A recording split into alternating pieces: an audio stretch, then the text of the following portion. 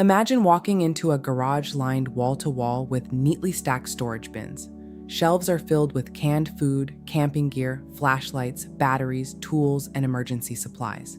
At first glance, it looks like the owner is prepared for almost anything. Then, one evening, a storm knocks out the power. Suddenly, they're searching through box after box trying to remember where they put the lantern. The batteries they finally find are dead. The emergency radio hasn't been charged in months. The food they planned to rely on expired years ago. It's a surprising thought, but it's true. Owning more doesn't automatically make you more prepared. Sometimes, it can do exactly the opposite. Welcome back to Minimalist Prepper. In our last episode, we explored the 5 pillars of preparedness: health, time, money, home, and mindset, and challenged you to evaluate where you stand today. But once you've identified the areas you want to improve, a new question naturally follows. What should you do next? For many people, the answer seems obvious. Buy more food, more gear, more supplies, more storage.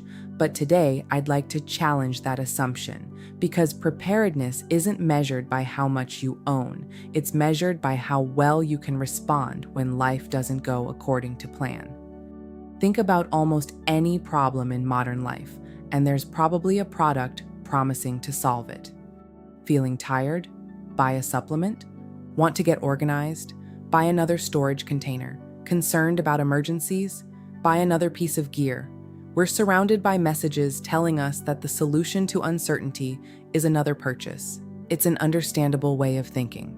Buying something feels productive. It feels like progress, but feeling prepared and actually being prepared aren't always the same thing. Behavioral scientists have long understood that making a purchase gives us a small sense of accomplishment. Our brains reward us for taking action, even if that action doesn't solve the underlying problem. Imagine buying an expensive first aid kit. The moment it arrives, you feel safer. But have you opened it? Do you know what's inside? Would you know how to use every item during a stressful emergency? The purchase created confidence. Competence still has to be earned. This is what I call the illusion of preparedness. It's easy to mistake possession for capability. A closet full of supplies can create the impression that you're ready for anything. But preparedness isn't a photograph. It's a system. Every flashlight needs working batteries. Every battery needs to be replaced eventually. Every food item needs to be rotated. Every tool needs to be maintained. Preparedness doesn't end when you buy something. In many ways, that's where it begins. Every item we bring into our home asks something from us.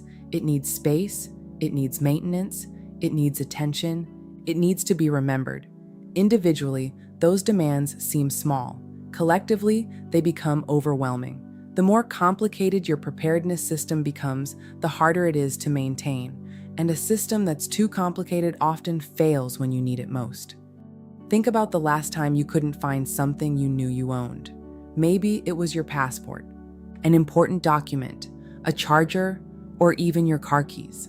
That tiny moment of frustration is called friction.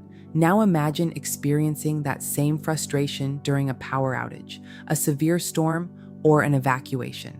Preparedness should reduce friction, not create more of it. Imagine 2 neighbors. The first has spent years buying preparedness gear. Shelves overflow with equipment. Boxes are stacked from floor to ceiling. There's enough food to last months, but there's very little organization. The second neighbor owns far less. Their emergency kit fits neatly into one closet. Their pantry is rotated every week because it's part of their normal routine. They know exactly where everything is. Which neighbor would you rather depend on during an emergency? The answer isn't as obvious as it first appears. Preparedness isn't an inventory competition. It's a capability question. Can you purify water? Can you administer basic first aid? Can you safely shut off your home's utilities? Can everyone in your family find the emergency kit without asking? These aren't questions about ownership. They're questions about readiness. And readiness is built through practice, not purchases. One of the most valuable things you can build isn't another shelf. It's a system. A system tells you where supplies belong.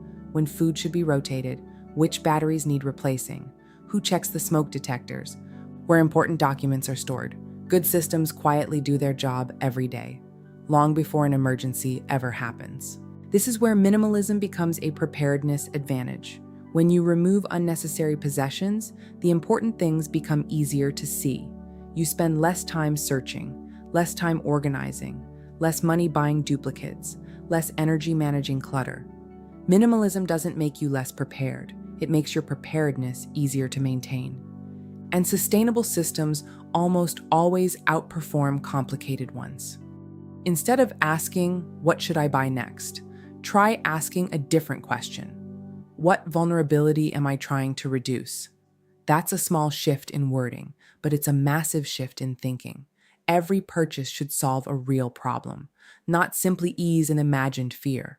When you start thinking this way, your decisions become calmer, more intentional, and far more effective. Before bringing anything new into your home, pause for a moment and ask yourself 5 simple questions. Does this solve a real vulnerability? Will I realistically use it? Can I maintain it over time? Do I already own something that serves the same purpose? And does it fit into the preparedness system I'm trying to build? If you can't confidently answer yes to most of those questions, the best decision may be to wait. Sometimes the most prepared choice isn't buying something, it's choosing not to.